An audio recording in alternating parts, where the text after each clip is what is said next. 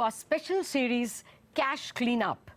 Increasingly, small service providers and borrowers are feeling more cleaned out rather than a clean-up. Small borrowers up to 1 crore loans have got some relief in terms of the time to repay. But the stress is much more, say, NBFCs or non-bank finance companies. Small fleet operators too are feeling that business is grinding to a halt because they don't even have enough money to pay for the food for their truckers and for petty bribes at check nakas, all of which are paid in cash. The big villain is the cash withdrawal limit.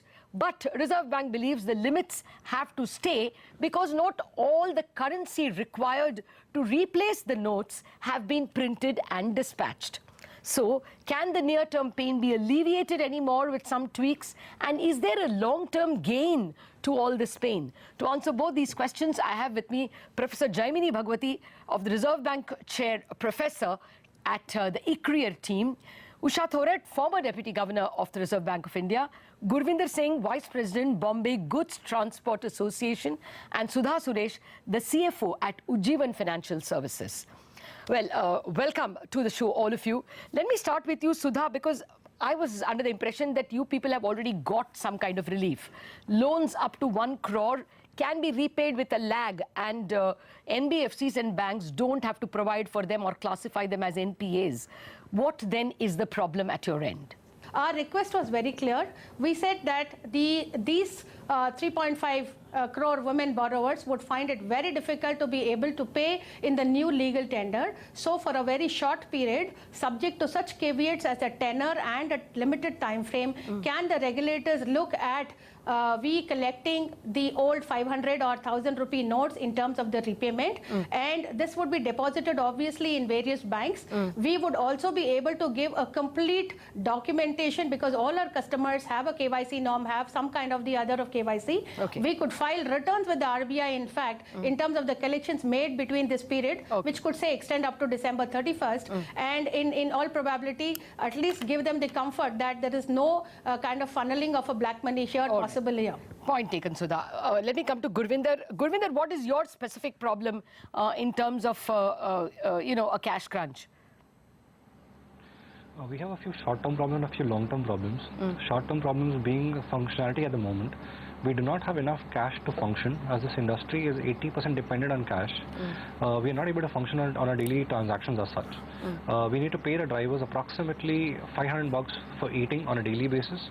Long-term journeys involve journeys of 20 days, 25 days, being to the northeast part of India. So that is involved. Toll taxes are involved. There are a lot of loading, unloading charges with a lot of labor unions which professionally charge you only in cash.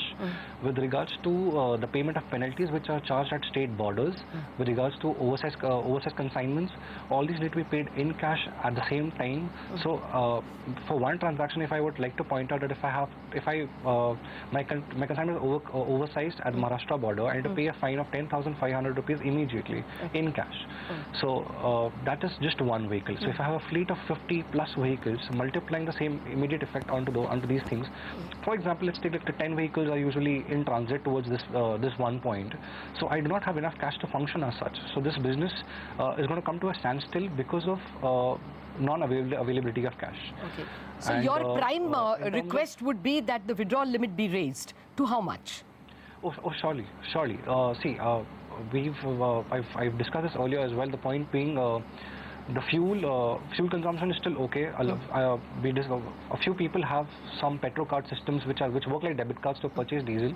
But the point is these petro cards can be recharged when you pay in advance. So you need to recharge the cards well in advance, which is okay for a systematic, organized player who has enough funding coming from the back. But whereas it comes to a small transport operator who does not have such fundings, who relies on cash availability that he generates on the route, and then he keeps fueling up, he cannot avail such system functionality, and he cannot adapt to the system in such a function that tomorrow you turn this entire cash transaction into plastic money. It's going to take some time. No, but listen, Gurvinder, you told me that a small fleet operator is defined as someone with 5 trucks. Surely he will have a bank account. Yes. BPCL can give him a petro card.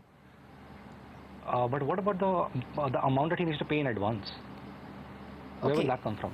Okay, well, I mean, all these years, would you not have put in, would not a fight truck operator have enough money to give an advance to BPCL? I mean, is it so hand to mouth that, you know, at least your petrol, your diesel needs should be able to be serviced in plastic?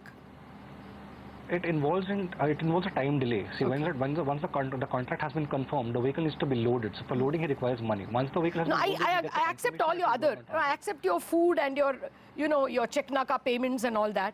But okay, I was just wondering if at least some part of it can be done through plastic. Basically, your request, therefore, is that the withdrawal limit be raised to how much? Approximately 5 lakh rupees a week for a standard transporter to operate. All right. Okay, at least we've got two concrete requests from two service providers. Mrs. Thorat, since you have gone through the practically every department in the Reserve Bank, is it so? How does the arithmetic look to you? We know something about the printing of notes at the SPMCIL as well as at the BRBN, the two printing agencies.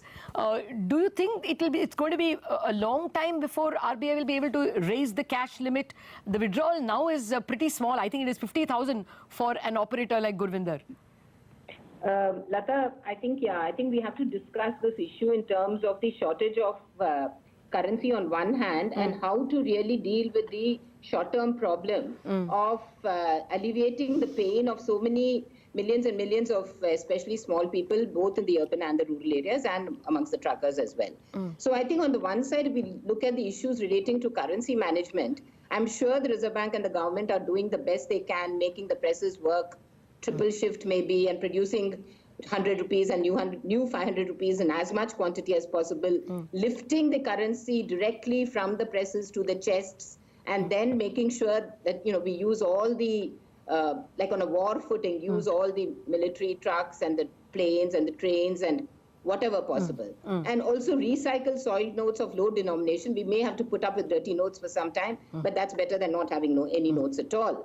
And also we need to remove the accumulated cash from the various centers where the vaults may have been full. And unless that is removed, you can't really provide new notes. So I think on the aspect of distribution, production of notes, printing of notes, issuing notes, and calling back notes, I think the logistics and the kind of an emergency-like measures, I'm sure, are clearly being taken, and I think they just need to be stepped up. Okay. Now coming to how do you then deal with the other problem? I think we can divide this into two. One is, do we consider any relaxations to the use of the old notes? Clearly, 24th November for use of old notes for specified purposes, I think we need to extend that date, and that's almost an imminent requirement.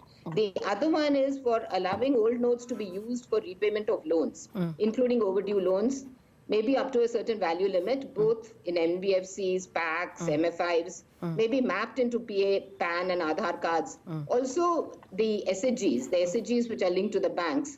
I think this is something that we could allow, because these people are going to repay their loans only in in the old currency. And the worry is that, I'm sure the worry for the Reserve Bank is that whether you're opening one more window where money could be somehow laundered.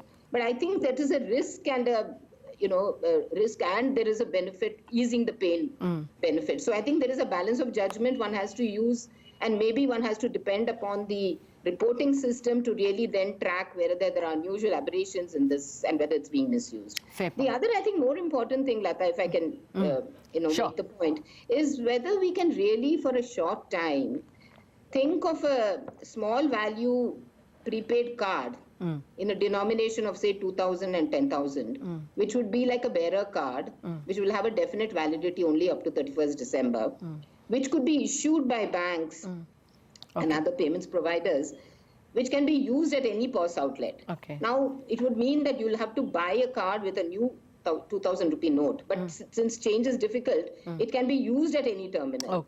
And then you're really trying to here then substitute plastic for paper currency, which clearly is a problem. So using, even paying salaries and wages and such. Well, that's a very innovative idea, ma'am. I don't know how much will be the operational problems to get this done.